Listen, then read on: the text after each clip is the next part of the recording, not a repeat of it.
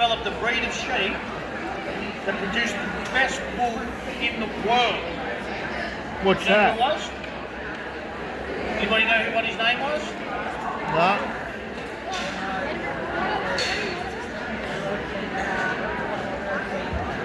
John MacArthur. And you know who did all the work on his farm? Mrs. MacArthur. Because John MacArthur was off selling his wool around the world.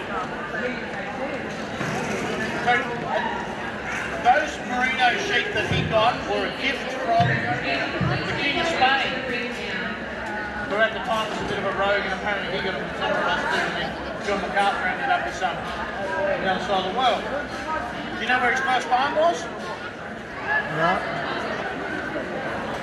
Here. Parramatta. Where his second farm was? Here. Camden. Balgany Farm.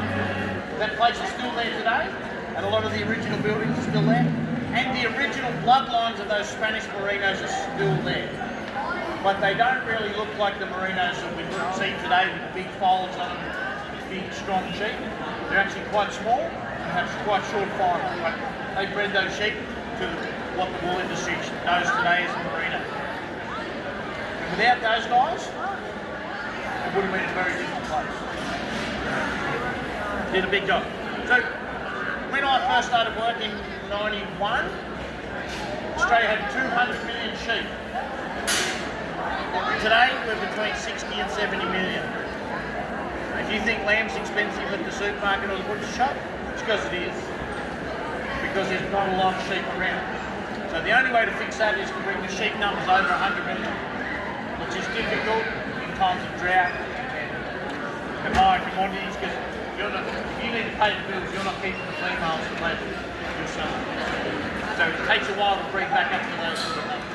But the top lambs this year, heavy export lambs, might make it $500 live. Sorry, what was that? $500 live. So these, when I bring the sheep out here, it's worth somewhere between $250 and $300. Oh, But right. when I was growing up, my dad was selling them for $35. Because there was lots of them. So it's a big difference. So that's why your price of lamb has gone through. Alright, so this is how we used to shear all the sheep in Australia. With the hand shears. Cordless, solar powered. Alright? And then we progressed to machine.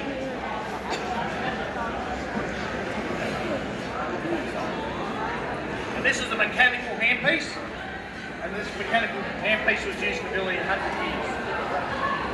Not this exact one, but this style. Hasn't really changed much. And this is a modern day one, which looks very, very similar to this one, except for the width.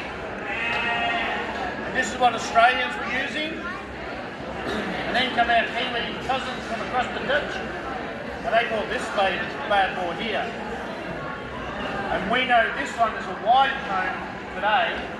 This was normal, but this is now narrow. This is a narrow cone, and there's a massive difference.